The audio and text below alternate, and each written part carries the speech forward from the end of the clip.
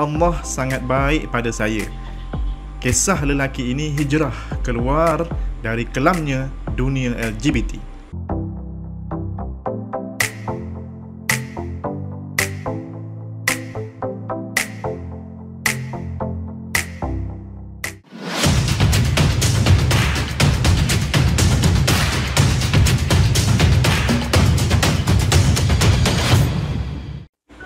Bismillah, Alhamdulillah.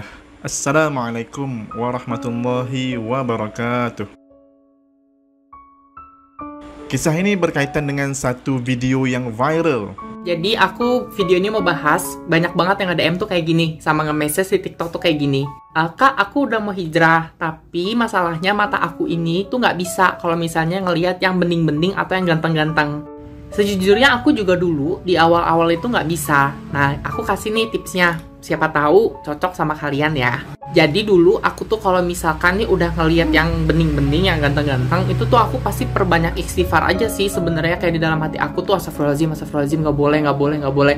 Aku berusaha untuk ngelawan hal itu. Nah terus biasanya aku ngalihin juga sama tetap mainan HP gitu, ngeliatin scroll TikTok atau ngedit foto atau ngedit video atau scroll Instagram, biar si fokusnya aku tuh teralihkan gitu loh ke hal yang lain.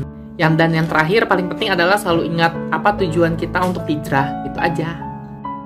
Video seorang lelaki mengaku telah berjaya keluar dari dunia LGBT menjadi viral di media sosial setelah bertahun-tahun terperangkap dalam dunia LGBT. Gavin, seorang lelaki dari Bandung, Indonesia, akhirnya berjaya keluar dari dunia asing yang dia tidak lagi kenali. Melalui satu hantaran video TikTok, Gavin tidak malu untuk berkongsi perjuangannya untuk pulih dan keluar dari dunia LGBT.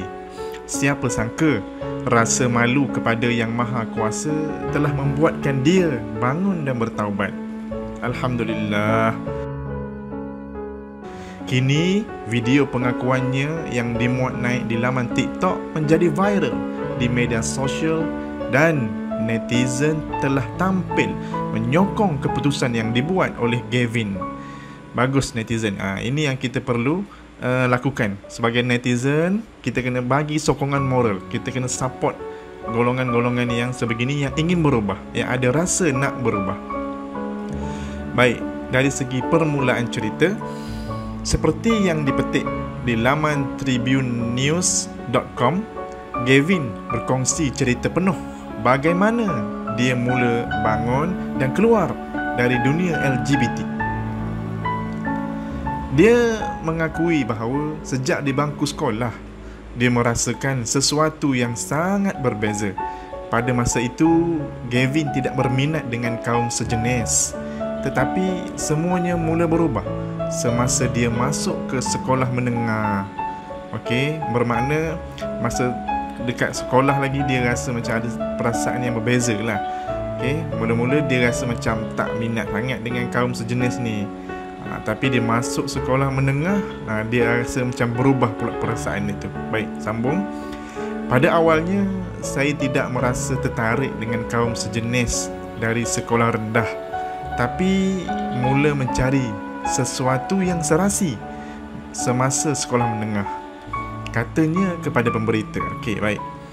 Gavin mengatakan bahawa kehidupan di dunia LGBT tidak jauh berbeza dengan pasangan normal pada umumnya. Satu-satunya perbezaan adalah orientasi seks. Selebihnya sama je. Saya seperti manusia biasa. Hijrah keluar dari dunia LGBT. Gavin mengakui sejak 2018 dia sudah mula berfikir untuk keluar dari dunia LGBT ni. Dia telah memulakan proses yang panjang dan sukar, langkah demi langkah untuk keluar dari dunia yang dia sendiri tidak kenal dunia ni, dunia yang macam mana. Bermula dari perang dalaman, ejekan orang dan sikap masyarakat yang suka memperlekehkan usahanya, Gavin benar-benar yakin bahawa itu tidak akan mengubah pendiriannya untuk keluar daripada dunia yang gelap ini.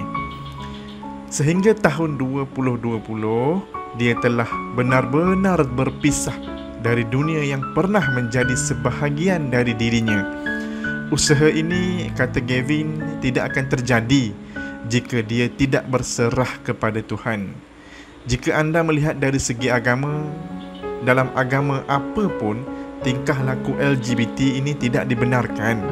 Secara peribadi, saya merasakan bahawa selama ini Allah selalu sangat baik dan selalu menjawab semua doa saya, kata Gavin.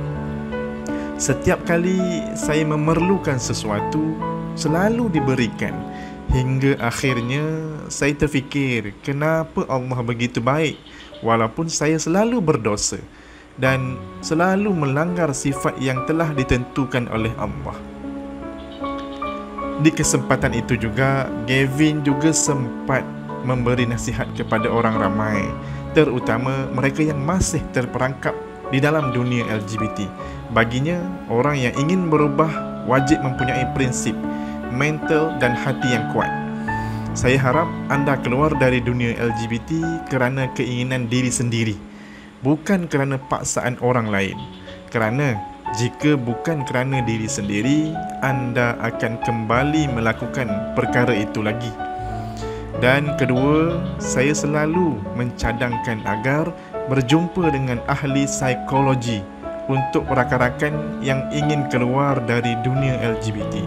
Jelasnya lagi, video pengakuan Gavin di laman TikTok telah mendapat sambutan yang positif dari netizen. Alhamdulillah. Kebanyakan dari mereka mengucapkan tahniah dan bersyukur dengan jalan yang dipilih oleh Gavin hari ini. Alhamdulillah, sedikit kesimpulan daripada saya. Sebenarnya perubahan ini memerlukan sedikit pengorbanan. Kita nak berubah ke arah yang lebih baik, memerlukan kepada pengorbanan. Dan setiap pengorbanan itu perlu kita lalui. Kadang-kadang ada ujian yang mendatang, tapi kita kena positif dan sentiasa berfikiran matang untuk lalui ujian-ujian ini. Apa-apa pun kita nak berubah, mesti ada usaha. Di samping kita usaha, kita kena bertawakal. Tawakal ni kita berserah diri kepada Allah. Sebab kita usaha, yang menentukan jalan hidup kita, yang menentukan perubahan kita adalah Allah Subhanahu wa ta'ala. Apa-apa yang kita nak buat, semua berbalik kepada Allah Subhanahu wa ta'ala. Kita sebagai manusia biasa perlu usaha dan terus berusaha. Jangan sesekali berputus asa. Allah Subhanahu wa ta'ala sebut dalam Al-Quran, la taqnatu min rahmatillah. Janganlah kita berputus asa dengan rahmat Allah. Teruskan usaha. Ingat, nak berubah, teruskan langkah kita untuk berubah ke arah yang lebih baik. InsyaAllah kita akan berjaya.